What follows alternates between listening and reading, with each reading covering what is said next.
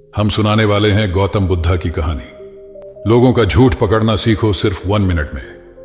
एक गांव में धनी चंद नाम का एक व्यापारी रहता था। उसकी गिनती शहर के अमीर व्यापारियों में होती थी, लेकिन अब वह केवल नाम का सेठ रह गया था। उसका बिजनेस बंद होने की कगार पर आ गया था। बिजनेस में हुए घाटे की वजह से उस पर लोगों का बहुत ज्यादा कर्जा पड़ गया था। उसके दिन अब गरीबों की तरह कट रहे थे और उसकी हालत का कारण उसका स्वभाव था। वह बहुत ही शांत सद्भाव, शांत स्वभाव वाला व्यक्ति था। वह दूसरों की बातों पर बहुत जल्दी यकीन कर लेता था, इसलिए उसे मूर्ख बनाना बहुत आसान था। चतुराई उसके अंदर थी ही नहीं। लोगों ने उसके सरल स्वभाव का फायदा उठाकर उसे इस हालत में पहुंचा दिया था। उसके कुछ चतुर दोस्तों, रिश्तेदारों और अन्य व्यापारियों ने उसके खिलाफ साजिश रचकर उसे अपनी चिकनी चुपड़ी बातों में ऐसा फंसा लिया कि उसका बिजनेस बंद होने की कगार पर पहुंच चुका था। धनी चंद सेठ इन चालाक लोगों की बातों को समझ नहीं पाया था, लेकिन अब वह अंदर से टूट चुका था। अब उसे अपनी गलतियों का एहसास हो रहा था। एक दिन धनी चंद सेठ के सामने उन लोगों की सच्चाई सामने आ जाती है। वह सोचता है कि जिन लोगों को वह अपना समझता था, उन लोगों ने ही उसे धोखा दिया है, जिसके कारण सेठ हमेशा अपनी हालत के बारे में सोचता रहता और खुद को कोसता रहता। अब उसके दिन बहुत ही तनाव वाले और उदासी के साथ बीत रहे थे। उसकी पत्नी अक्सर उससे झगड़ा करती रहती। अन्य सेठ अब अपना कर्जा मांगने के लिए हर रोज उसके घर पर आते। एक लंबी सेठों की भीड़ ने उसे बहुत ही ज्यादा गहरे सदमे में डाल दिया था। वह अब उन सेठों से बचता बचाता छिपने लगा। अपनी इस हालत से परेशान होकर उसने आत्महत्या करने का फैसला किया और वह आत्महत्या करने के लिए दूर एक पहाड़ी की ओर चल पड़ा। रास्ते में उसे एक महात्मा की कुटिया दिखाई दे। कुटिया में बहुत शांति और सुकून था। सेठ धनी चंद ने देखा कि उस महात्मा के सामने कुछ लोग बैठे हुए हैं और वे उनसे अपनी समस्याओं का समाधान पूछ रहे हैं। यह देखकर सेठ को बहुत ही ज्यादा जिज्ञासा हुई। कुटिया से बाहर आ रहे एक व्यक्ति को उसने रोका और महत्व के बारे में वह पूछने लगा। उस व्यक्ति ने सेठ धनी चंद की ओर देखा और कहा कि वह महात्मा आसपास के सभी गांवों, कस्बों और शहरों में बहुत ही ज्यादा प्रसिद्ध है। वह बहुत ही अधिक बुद्धिमान है। वह लोगों की बड़ी बड़ी समस्याओं को चंद मिनटों में सुलझा देते हैं। वह लोगों के मन की बात जानने और उनके झूठ को पकड़ने में माहिर है, क्योंकि उन्होंने मानव स्वभाव के बारे में गहराई से अध्ययन किया है और इसे समझने में उन्होंने महारत हासिल की है। वह किसी को भी अपनी बात पर सहमत करने के लिए चुटकियों में सहमत कर लेते हैं, इसलिए उन्हें चतुर बाबा के नाम से भी जाना जाता है। वह व्यक्ति सेठ धनी चंद की ओर देखकर कहता है, अगर आपको भी कोई समस्या है तो आप उनसे समाधान पूछ सकते हैं। यह कहकर वह व्यक्ति वहां से चला जाता है। इसके बाद वह सेठ चुपचाप लोगों की भीड़ में बैठ गया और अपनी बारी आने का इंतजार करने लगा। भीड़ को खत्म होने में शाम हो गई। अब सेठ की बारी थी। उसने महात्मा को प्रणाम किया और दुखी मन से अपनी सारी घटना के बारे में बता दिया। वह महात्मा सेठ की बातों को बहुत ध्यानपूर्वक सुन रहे थे और फिर शांत स्वर में उत्तर दिया, इंसान को इतना शरीफ नहीं होना चाहिए कि वह हर किसी की बातों पर विश्वास कर ले और जो लोग कहे वही करना शुरू कर दे। हर व्यक्ति के अंदर इतनी समझ और चतुराई का होना बहुत जरूरी है, इसलिए नहीं कि वह दूसरों का फायदा उठा सके या उन्हें बेवकूफ बना सके, ताकि वह खुद को दूसरे चतुर लोगों की चालों से बचा सके, खुद को नुकसान से बचा सके और दूसरे जरूरतमंद लोगों की मदद कर सके। इतनी बातें कहने के बाद महात्मा अब कहते हैं कि अब मैं आपको समझाऊंगा कि आप लोगों से जो चाहते हैं वह कैसे प्राप्त कर सकते हैं। तुम्हें कुछ ऐसे तरीके सिखाऊंगा जिनका उपयोग तुम लोगों और परिस्थितियों को नियंत्रित करने के लिए कर सकते हो। इसके अलावा तुम्हें यह भी पता चल जाएगा कि धोखेबाज लोगों को कैसे पहचानें और उनसे खुद को कैसे बचाएं। एक साधारण व्यक्ति कैसे समझदार व्यक्ति बन सकता है। ध्यान रहे, जो मैं यहां तुम्हें सिखाने वाला हूं उसका इस्तेमाल किसी गलत काम के लिए नहीं करना, लेकिन अपनी और दूसरों की सुरक्षा के लिए बस मेरी बातों को ध्यान से सुनो। हम जिस दुनिया में रहते हैं वहां आपको कुछ लोग चतुर मिलेंगे जो अपनी आजीविका चलाने के लिए भोले भाले लोगों का इस्तेमाल करते हैं। अब आप इन लोगों को कैसे पहचानते हैं जो अधिक बातें समझते हैं? आपको उन लोगों पर ध्यान देना चाहिए, क्योंकि ये लोग विश्वास की कमी को पूरा करने के लिए बहुत सारे शब्दों का उपयोग करते हैं। आपको उन पर ध्यान देने की कोई आवश्यकता नहीं है, क्योंकि वे अपने झूठ की वजह से आपको बेवकूफ बनाने की कोशिश करते हैं। जो लोग एक ही बात को बार बार कहते हैं वह झूठे हो सकते हैं। ऐसे लोगों के कई उदाहरण हैं, ताकि आप उनकी चिकनी चुपड़ी बातों पर भरोसा कर सके। जिस व्यक्ति से आप बात कर रहे हैं उसे जानने का असली तरीका यह है कि आपको वह जो कुछ भी कहते हैं उसे एक बार दोबारा अवश्य सुने। जिस तरह से वे अपनी कहानी सुनाते हैं उससे आपको पता चल जाएगा कि वह सही है या नहीं।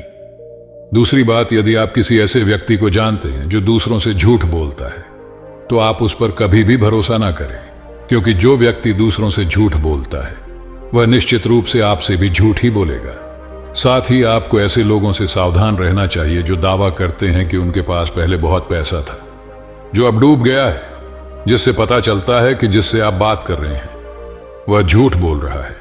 हाँ, ऐसा हो सकता है कि एक बार उसके पास पैसा था लेकिन अब वह है दिवालिया हो चुका है। बुद्धिमानी इसी में है कि ऐसे व्यक्ति को कभी भी पैसों से समझौता नहीं करना चाहिए। जो व्यक्ति खुद के पैसे को संभालने में कमजोर हो सकता है उस व्यक्ति से सलाह लेना बुद्धिमानी नहीं है। आपको ऐसे अयोग्य लोगों से भी सावधान रहने की आवश्यकता है, क्योंकि अगर कोई व्यक्ति महत्वपूर्ण चीजों की देखभाल करने में सक्षम नहीं है तो ऐसे लोग अपने बिजनेस या काम को संभाल नहीं सकते हैं। एक समझदार व्यक्ति अपनी जरूरी समस्याओं पर अधिक ध्यान देता है, बेकार की चीजों पर नहीं। एक और वह व्यक्ति जो हमेशा अपनी बात दोहराता है और बार बार कसम खाता है, वह व्यक्ति झूठा होता है। इसलिए ऐसे व्यक्तियों पर भी कभी भरोसा नहीं करना चाहिए। दूसरी ओर, अगर आप चाहते हैं कि कोई व्यक्ति आपके साथ अच्छा व्यवहार करें तो आपको हमेशा अपनी इच्छा के अनुरूप परिणाम मिलेंगे, जो कि गलत है। आपको हमेशा एक बात याद रखनी चाहिए कि लोग वही चाहते हैं जो उन्हें कभी नहीं मिल सकता। इसलिए अगर आप ऐसा चाहते हैं कि किसी काम को पूरा करने के लिए आप उसे बार बार करें और आप उसे हासिल कर सकते हैं जो खुद फायर नहीं जा सकता। इसके लिए तुम्हें 2 नियमों पर ध्यान देना होगा। पहला नियम, जिस व्यक्ति को आप अपने वश में करना चाहते हैं उसे वह दे जो वह चाहता है या फिर जिसे वह हासिल करना चाहता है। दूसरा नियम, उस व्यक्ति को तब तक देखें अब जब तक वह आपके नियंत्रण में आ जाता है। तो देखिए कितना दुख होता है जब आप उसे वह देना बंद कर देते हैं जो वह चाहता है, जब भी आपको लगता है कि वह आपको हल्के में ले रहा है। इसलिए जो आपने उसे दिया था उसे वापस ले लें। यह बात उस व्यक्ति को एक कमी और खालीपन का एहसास कराएगी, जिससे वह आपकी बात दोबारा सुनने को तैयार हो जाएगा। तीसरा नियम, जब कोई व्यक्ति ऐसा व्यवहार करता है जैसे कि वह सब कुछ जानता है तो निश्चित रूप से आप एक ऐसे व्यक्ति से बात कर रहे हैं जिसमें बुद्धि की कमी है। सच तो यह है कि जो व्यक्ति यह मानता है कि वह कुछ नहीं जानता वह अंततः सबसे बुद्धिमान होता है और जीतता है। यदि आप अपने आसपास के लोगों और स्थितियों पर नियंत्रण रखना जानते हैं तो सबसे अच्छा तरीका विनम्र और नम्र होना है। इससे पता चलता है कि आप बाहर के लोगों से झगड़ा नहीं करना चाहते हैं। अपनी शारीरिक भाषा को विनम्र रखें। एक बार जब लोगों को पता चल जाए कि आप बहुत कुछ जानते हैं, आपकी सफलता और विफलता का उपयोग आपके विरुद्ध किया जाएगा। आपकी असफलता पर आपका अपमान होगा और आपकी सफलता पर लोग आपसे नफरत करने लगेंगे। और जब आप लोगों के सामने यह दिखाते हैं कि आप सब कुछ जानते हैं तो लोगों को समझाने की तरकीब अधूरी रह जाती है। लोग आप पर उनका उपयोग करने का आरोप लगा सकते हैं और वे आपको अपनी योजना के साथ आगे बढ़ने का मौका दिए बिना ही मना कर देंगे। लोग हमारे निर्दोष, अज्ञानी और विनम्र होने के कारण हम पर संदेह नहीं करते हैं कि हम उनसे काम ले रहे हैं। जो व्यक्ति अपनी भावनाओं और जज्बातों को छुपाने में माहिर होता है वह दूसरे लोगों को आसानी से अपने वश में कर सकता है। जब लोगों को लगेगा कि आप विनम्र हैं और झगड़ालू स्वभाव के नहीं हैं तो वे आगे आकर आपकी मदद करना चाहेंगे और शायद तब वे आपको अपने बारे में जानकारी देंगे जिसका उपयोग आप उन्हें नियंत्रित करने के लिए कर सकते हैं। और वे आपको यह सारी जानकारी देंगे क्योंकि उन्हें यकीन है कि आप उनसे नहीं लड़ेंगे। जो व्यक्ति यह मानता है कि उसके अंदर सुधार की गुंजाइश है तो उसके सफल होने की संभावना कई गुना बढ़ जाती है। व्यक्ति के अंदर विनम्रता इसलिए भी आती है क्योंकि वह सोचता है कि उसे बहुत कुछ सीखना है। लेकिन जो व्यक्ति यह सोचता है कि वह बहुत कुछ जानता है वह आसानी से मूर्ख बन जाता है। साथ ही एक गृहस्थ होने के नाते आपको इस बात पर भी ध्यान देना चाहिए कि आपका पैसा कहां जा रहा है और उस मेहनत की कमाई को तब तक खर्च न करें जब तक आपको उस पैसे के बदले में वह न मिल जाए जो आप चाहते हैं। इसका मतलब यह है कि अगर आप सामान लिए बिना पैसे देते हैं तो धोखा मिलने की संभावना बढ़ जाती है। ऐसा भी हो सकता है कि अगर किसी ने आपका पैसा पहले ही ले लिया है तो वह अपना वादा नहीं निभाएगा। इसलिए सुरक्षित रहने के लिए उस व्यक्ति को पैसे देने से पहले सावधानी बरतें। जो चीज आप उससे पाना चाहते हैं उसे प्राप्त करें। चौथा नियम, लोगों को समझाने का सबसे अच्छा तरीका यह जानना है कि आप किसका मन बदल सकते हैं और किसका नहीं। यह 100% सत्य है कि आप किसी के मन को अपने अनुसार तब तक नहीं चला सकते जब तक वह आपको पसंद न करता हो। इसीलिए जो लोग आपको पसंद करते हैं और आपका सम्मान भी करते हैं, उन्हें अपने तरीके से चलाने की कोशिश करें, लेकिन सही चीजों के लिए इस बात का ध्यान रखें। यदि आप किसी ऐसे व्यक्ति के मन में हेर फेर करने का प्रयास करते हैं जो आपको पसंद नहीं करता है, तो ऐसे में आपका सारा समय और धैर्य बर्बाद हो जाएगा। इसके अलावा जब भी आप ऐसे व्यक्ति को बदलने की कोशिश करेंगे तो वह आपसे बहस करेगा। चाहे आप कुछ भी करें, आप कभी भी ऐसे व्यक्ति के मन को नहीं बदल पाएंगे। आपको अपनी बहस शुरू होने से पहले ही प्रयास करना बंद कर देना चाहिए और याद रखना चाहिए कि केवल आप ही उन लोगों को बदल सकते हैं जो आपको पसंद करते हैं और आपका सम्मान करते हैं। इसलिए यदि आप किसी को बदलना चाहते हैं, सबसे पहले इसके साथ अच्छे संबंध स्थापित करें और इससे दोस्ती करें। इतना कहकर महात्मा कुछ देर रुके और फिर आगे कहने लगे, अब मैं तुम्हें कुछ ऐसी तरकीबें बताऊंगा जिनका प्रयोग करके चतुर और धोखेबाज लोग दूसरों को मूर्ख बनाते हैं और उनका गलत इस्तेमाल करते हैं। पहला तरीका, जब किसी चतुर व्यक्ति को अपना काम निकालना होता है तो वह अपने इरादे पूरी तरह छिपा कर रखता है, अर्थात वह झूठ बोलता है, सबसे महत्वपूर्ण बात छिपाता है और केवल उतना ही कहता है जितना वह चाहता है। दूसरा तरीका, एक व्यक्ति जो चतुर है, दूसरों को गुमराह करना चाहता है, वह जितना संभव हो उतना ध्यान अपनी ओर आकर्षित करना चाहेगा, क्योंकि इस तरह वह किसी समूह का सबसे महत्वपूर्ण हिस्सा बन सकता है, दूसरे लोगों को गुमराह कर सकता है या अपने फायदे के लिए आपके कमरे का इस्तेमाल कर सकता है। तीसरा तरीका, जो व्यक्ति लोगों को गुमराह करता है वह अच्छी तरह से जानता है कि लोगों की भावनाओं के साथ कैसे खेलना है। वह अलग अलग मौकों पर अपने लाभ के अनुसार अलग अलग भावनाएं व्यक्त करता है, लेकिन केवल दिखावा करने के लिए। कभी कभी वह बहुत क्रोधित होगा, कभी कभी वह बहुत विनम्र होगा, कभी कभी वह बहुत मिलनसार होगा और कभी कभी वह बहुत उदास रहेगा। जिस व्यक्ति से उसका काम निकलेगा वह उसके साथ वैसा ही व्यवहार करना शुरू कर देता है। चौथा तरीका, धोखेबाज व्यक्ति सिर्फ अपने लिए सभी की सहानुभूति पाने की कोशिश करता है। सभी उसे सबसे गरीब समझते हैं। उसे इस बात से कोई फर्क नहीं पड़ता कि आपकी समस्या कितनी बड़ी है। आपको हमेशा यह महसूस कराएगा कि उसकी समस्या आपसे बड़ी है और वह आपसे ज्यादा परेशानी में है। इसलिए आपको उस पर दया करनी चाहिए और उसकी मदद करनी चाहिए। पांचवां तरीका, एक चतुर व्यक्ति जो आपको नियंत्रित करना चाहता है, उसकी अपनी इच्छा के अनुसार आपको यह सोचने पर मजबूर कर देगा कि वह आपके जीवन का सबसे महत्वपूर्ण व्यक्ति है। आप इसके बिना काम नहीं कर सकते, लेकिन वास्तव में ऐसा नहीं होता है। वह आपको सिर्फ यह आश्वासन देता है कि आप उसके बिना जीवन की कल्पना नहीं कर सकते हैं। इस तरह जितना अधिक आप उन पर निर्भर होते जाते हैं, उतना ही अधिक उनका आप पर नियंत्रण बढ़ता जाता है और वे आपसे अपना काम करवा लेते हैं। छठा तरीका, एक चतुर व्यक्ति हमेशा यह कोशिश करता है कि किसी भी बड़े काम का श्रेय हमेशा उसे ही मिले। तारीफ तो उसकी ही होनी चाहिए, चाहे कोई कुछ भी करे, लेकिन तालियां सिर्फ उसके लिए हैं। इसलिए वे ज्यादा से ज्यादा लोगों का ध्यान अपनी ओर आकर्षित करना चाहते हैं।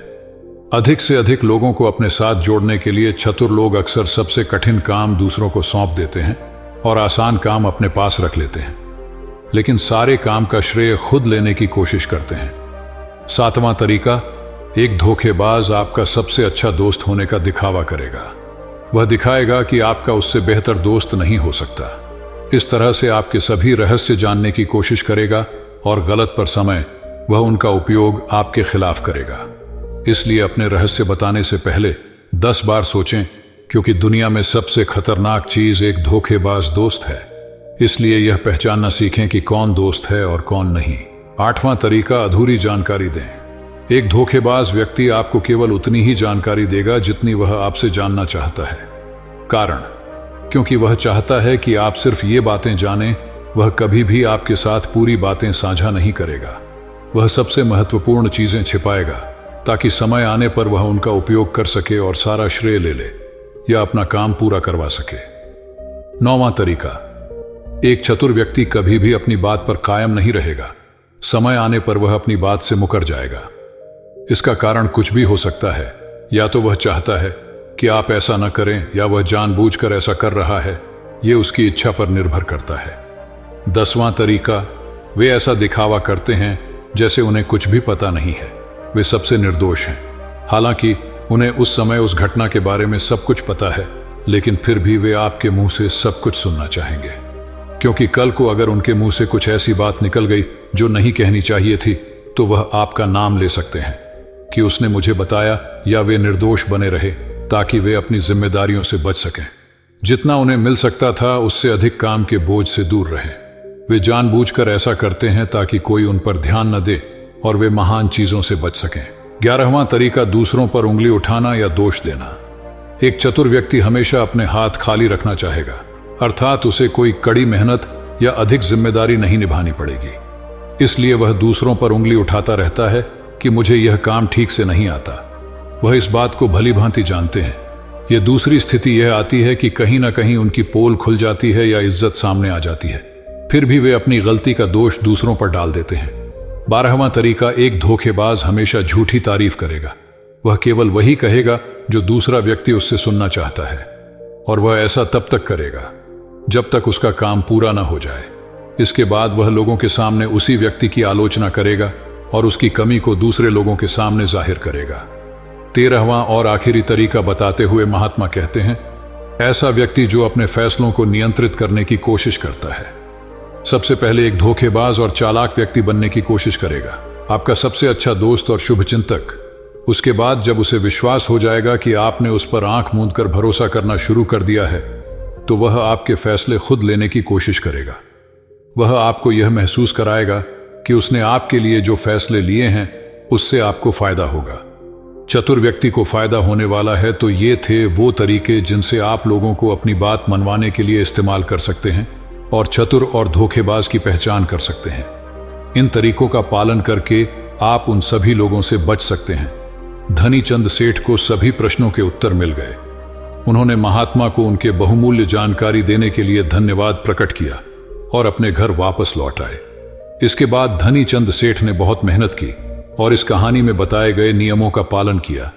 इसके बाद वह फिर से एक अच्छा व्यापारी बन गया। दोस्तों, उम्मीद करता हूं इस कहानी से आपको बहुत कुछ सीखने को मिला होगा। धन्यवाद। आपका दिन शुभ रहे।